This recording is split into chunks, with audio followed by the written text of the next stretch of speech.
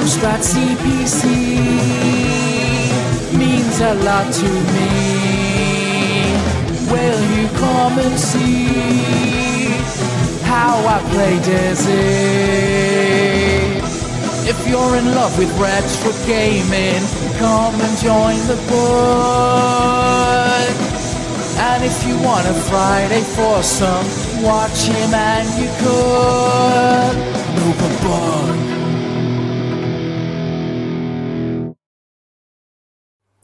Hey, how you doing everyone? Novabug here, and I thought a bit of a waffle, a bit of a rant is needed at the moment. I'm not going to go into the reasons why, because they're not worth talking about at the end of the day. But I've been off work for the last 10 days, so we'll leave it at that for a reason. And it got me thinking about nostalgia. And, you know, a lot of people dismiss nostalgia as, oh, you're living in the past, move on, you know, look forward to the future, all this kind of stuff. You don't want to look back, it depresses you. I think the total opposite.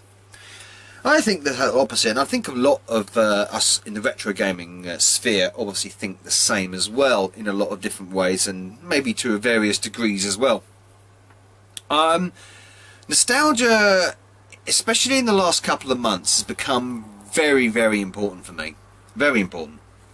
And clinging on to the memories of, you know, the Amstrad and stuff like that, and tinkering up here in my bug loft with my GX4000 and my Amstrad and my Amiga and my Mega Drive recently, you know, and other bits and pieces. It just struck me as, I love this. I love doing this. I like remembering this. It makes me feel good. It makes me feel happy. There's not much to, outside of my beautiful family, and I've got lots of great friends as well, both, you know, in real life and on the internet, and you guys out there in the bug army and so on and so forth. You know, these things are very cherished to me and important to my brain and mental health and general, you know, getting on with life kind of thing, and personal development and all that kind of stuff. But nostalgia is something that still is extremely important to put a smile on my face.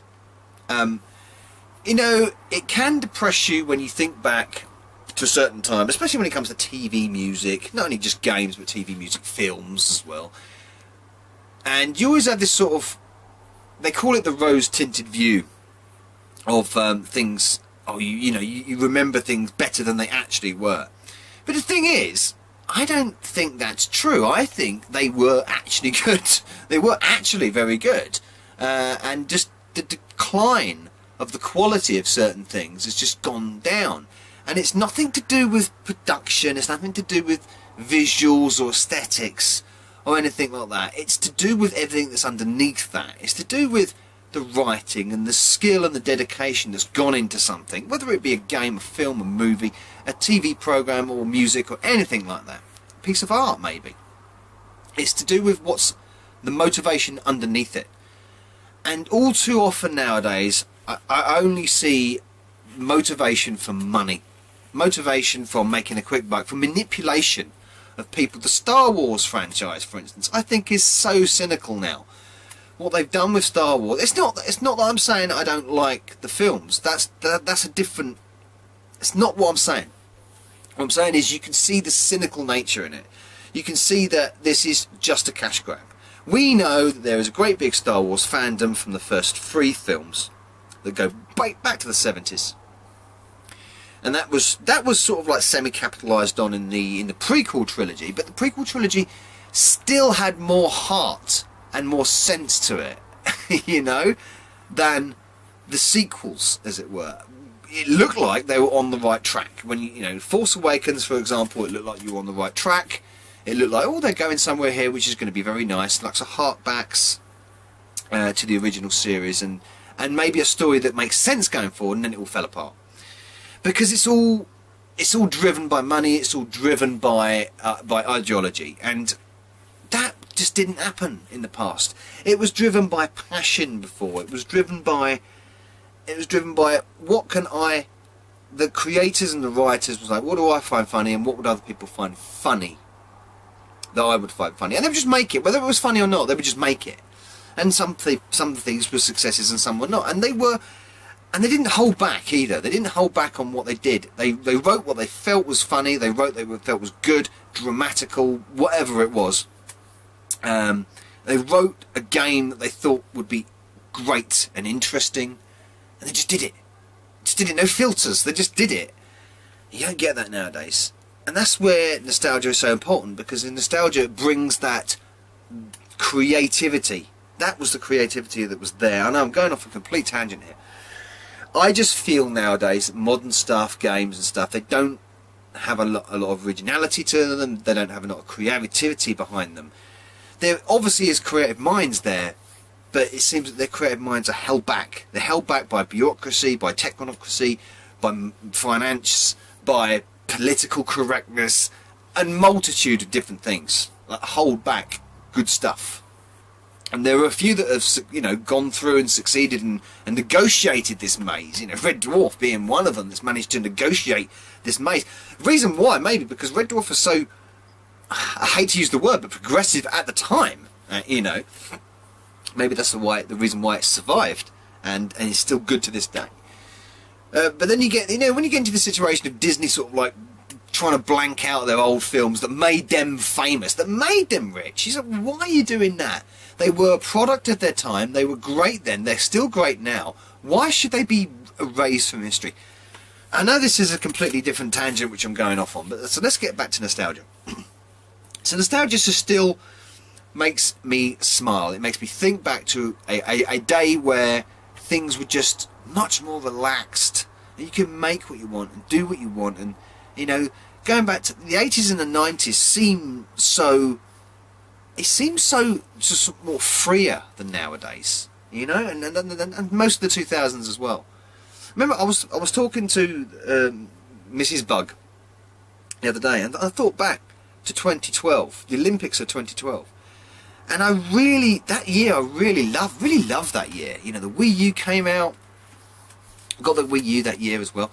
And the Olympics were on in this country. Everything felt so good at the time. Everything felt so good. And it was kind of like around about 2015, 2016 that things started to take a slide. Both with games, creativity, everything around us, all the entertainment media. And just seemed to go downhill. So nostalgia became even more important to me then. Thank God I started the channel, you know, and got back into my gaming, Amstrad and all that kind of stuff, and got back into all that. Because it's really been something that's been important to keep me going outside of work and outside of, you have to disconnect from work, you know, but my children, my family, and this is what really keeps my mind ticking along, keeps me thinking of different things, keep me wanting to sort of like better things, you know, to keep plodding on, to keep trying to see what we can do and see what I can do personally and entertain, you know, but I think people, when they think of nostalgia, they shouldn't dismiss it. They shouldn't dismiss it. You should hold on to nostalgia as something very, very, very important to you, if you find it important to you, in that sense. And I do, and it makes me smile. The smells of the past, the sights, the feels, all that kind of stuff. It's a happier time, and of course, a lot of my family was still alive then as well, which is another question entirely. Yes, we have to move on, you know, yes, we've got to keep on going, we keep going forward, we've got to do that, of course we have, and we've got to adapt as we go, and that's fine, I don't mind that, and that's fine, but I don't want to be dismissive of the past. It's not fair. It's not fair on the past, it's not fair on your actions in the past, or anybody else's actions in the past, to dismiss the past like it was some sort of, oh, that was a mistake, that was silly, that was ridiculous. You know, them talking head programs when they say, you know, I don't know, top films of the 80s or something, and you get these talking heads waffling, and they're doing this thing where they're just dismissing things. Oh, that was horrible, that was sexist, that was this, that was, oh, fuck off. Just fuck off. You know, it was great for what it was, it's still great now. You know, things like that, you know, Blazing Saddles and Life of Brian and all this stuff that would maybe offensive nowadays. That's a subjective thing anyway, so. But yeah, again, tangent, sorry, this has turned into a right rant, isn't it? But no, I just wanted to put it out there that, you know, you should, if you like nostalgia, you shouldn't be ashamed of it. You shouldn't be ashamed that you like nostalgia. You shouldn't be ashamed that you like the old stuff, and be proud of it, and talk about it and express it. It makes you happy. It makes you feel good inside. You know, if you want those neurons to fire in your brain to make you feel good, and fuck the fucking likes on Twitter and retweets on Twitter and the likes on bleeding Facebook and all that superficial nonsense. Tangible stuff that you remember, that you did, and that you can relive now as well. That's where happiness is when it comes to things like this. I feel it is, anyway.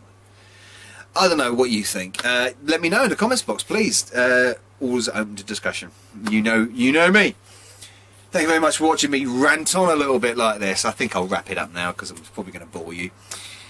I'll see you all soon. Plenty of content coming up, of course, on the channel. It's still going strong. Hopefully we get to, well, we want to try and get to that 4K sub mark this year, definitely. We want to try and push on. Thank you very much for watching. Cheers. Novabug out. Hey, Novabug here. I do hope you enjoyed this video. Please support the channel by liking and commenting, and of course subscribing if you haven't already done. If you would like to support me further, please consider joining my bug army via Patreon. And also don't forget to follow me over at Facebook, Twitter, BitChute and Twitch. And a salute to my bug army generals Sam M, Sweet Nanak, Pete Walker and Craig Harrison. Thank you everyone for supporting me. Novabug.